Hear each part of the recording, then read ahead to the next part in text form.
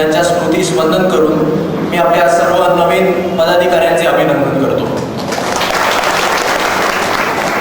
मला माहिती आहे तुम्ही खूप वेळ थांबलेलात, पण थांबताना तुम्ही तुमचं कार्य चालू ठेवलं. सगळे कार्यक्रमांना उपस्थित राहतात, आंदोलनांना उपस्थित राहतात आणि या संयमासाठी मी तुमच्या सगळ्यांच्या प्रती धन्यवाद व्यक्त करतो.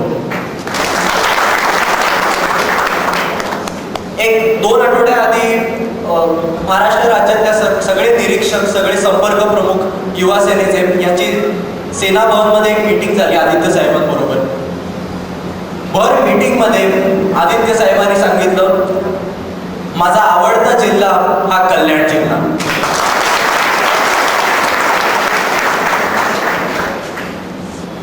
जेव्हा कल्याण जिल्ह्याची आणि आदित्य साहेबांची मीटिंग झालेली तेव्हा सुद्धा आदित्य साहेबांनी हेच सांगितलं. आपल्या काही पदाधिकाऱ्यांना वाटलेलं साहेब आपला उत्साह वाढवत आहेत, पण तसं नसून अगदी कोर कमिटीच्या मीटिंगमध्ये जेव्हा साहेब हेच सांगतात तेव्हा याचा अर्थ की आपलं काम जे आपण गेल्या 1.5 वर्षात केलेलं आहे हे साहेब त्याची नोंद घेत आहेत.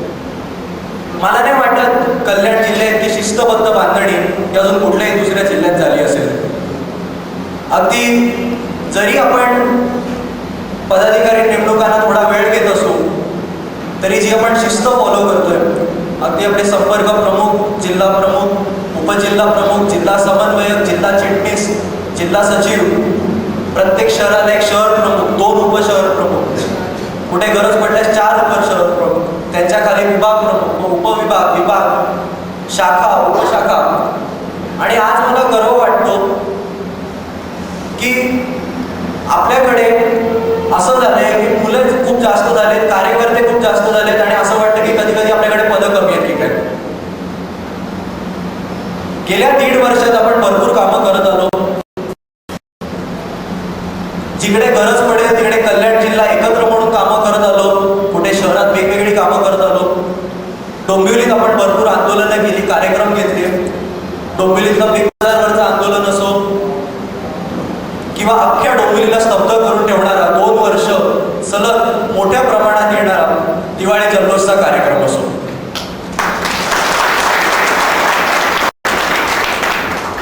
कल्याणमध्ये जेव्हा कधी कोण एक राष्ट्रवादीचा तुटका मुटका नेता आपल्या आदित्य साहेबांना काय म्हणाला, 2 तासात आपल्या युवा सैनिकांनी त्याला त्याची जागा दाखवून टाकली.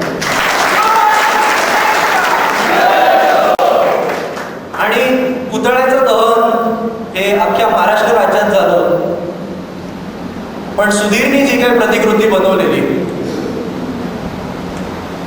मी आता ते शब्द वापरू इच्छित नाही, पण हे फक्त एकाच जागी झालं असेल इतकं मी तुम्हाला निश्चितपणे सांगतो.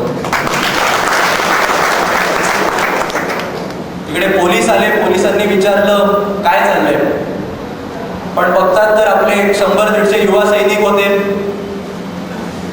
प्रेमाने येऊन आपल्या श्रेयस तमिळजींना म्हणाले, करा बाबा तुमचं काहीतरी, फक्त आम्हाला पण त्रास नको, तुम्हाला पण त्रास नको. ही ताकद ही आपल्या युवा सेनेची आहे. उल्हासनगरमध्ये येतात तर उल्हासनगरमध्ये तर बाबा तुमचा प्रत्येक विभागाचा एक वेगळा कार्यक्रम. मला कधी कधी आमंत्रण येतं की साहेब क्रिकेटची मॅच ठेवली आहे. मी विचार करतो चला क्रिकेटच्या मॅचला जाऊन येऊ. नंतर लक्षात येतं की 5 विभागात तुमच्या 5 वेगवेगळ्या क्रिकेटच्या मॅचेस असतात आणि प्रत्येक तितकीच मोठी असते. त्याच्यानंतर तुम्ही सुद्धा वेगवेगळे कार्यक्रम घेतले. सोनूनी कम्प्युटर प्रशिक्षण शिबिर घेतलं, धीरजनी भरपूर कार्यक्रम घेतले. अंबरनाथमध्ये आपण आदिवासी पाड्यात जाऊन काम केलंय. अभिजितच्या मॅरेथॉनला तर स्वतः युवा सेना प्रमुख आदित्यसाहेब ठाकरे देखील येऊन गेले. ही सगळी आपली कामं चालूच आहेत आणि याचसाठी साहेब म्हणतात की माझा आवडता जिल्हा कल्याण जिल्हा. मला आदित्य साहेबांची जेव्हा कधी भेट होते तेव्हा साहेब मला म्हणत असतात की तुमची बांधणी छान चालू आहे, व्यवस्थित अगदी चालू आहे, फक्त आता गरज आहे की तुम्ही IT सेल आणि युवा सेना IT सेल आणि युवा ब्रिगेडची पण स्थापना करा. साहेब म्हणतात की युवा सेना IT सेलमध्ये ती मुलं घ्या जी आपल्या कार्यक्रमांचे, आपण केलेल्या कामांचे फोटो हे फेसबुक आणि ट्विटरवर टाकतील आणि जी मुलं त्यांचा कल हाणामारीकडे आहे त्यांना युवा ब्रिगेड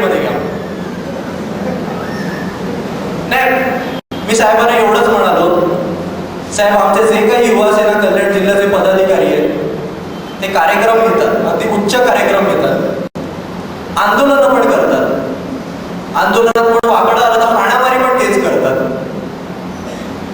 आणि तिथपर्यंत संपत नाही, त्या हाणामारीचे फोटो पण फेसबुकवर दिसतात. आता आमचे ऑल इन वन पदाधिकारी असताना नवीन मुलं शोधायची ती कुठून.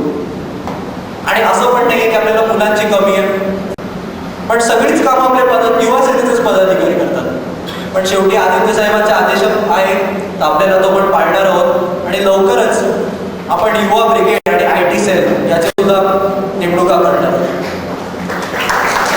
आपण सुरुवात उल्हासनगर युवा ब्रिगेडने करणार आहोत. उल्हासनगर युवा ब्रिगेडची बांधणीची जबाबदारी हे आपले माजी शहर प्रमुख युवा सेना कमलेश यांच्यावर आपण सोपवतोय.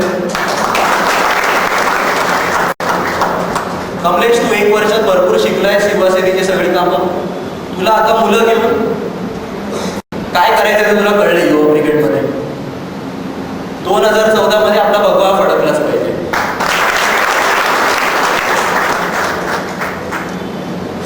देत होते त्यापर्यंत मान होता, स्वाभिमान होता, आपल्याला त्यांचा अभिमान होता. आता घरचा वॉचमन जरी उभा राहतो का मला माहिती नाही, पण ठीक आहे, त्यांना जे करायचं होतं त्यांनी केलं. पण आता वेळ ही आपली आली आहे. 2014 मध्ये फक्त लोकसभा नाही तर विधानसभेच्या निवडणुका पण लागणार आहेत. उद्धव साहेबांनी महाराष्ट्रातले सगळे उमेदवार आधीच जाहीर केले. शिवसेनेचे उमेदवार हा धनुष्यबाण. उद्धव साहेब सांगतील तो उमेदवार, त्याला आपण पूर्ण ताकदीने पाठिंबा द्यायचा आहे. आपण सगळ्यांनी एकजुटीने काम करायचं आहे. आणि वॉचमन तर काय, घरातली बाई सुद्धा विचारणार नाही अशी अवस्था त्या माणसाची करून शिवसेनेच्या उमेदवाराला भरघोस मताने विजयी करायचं.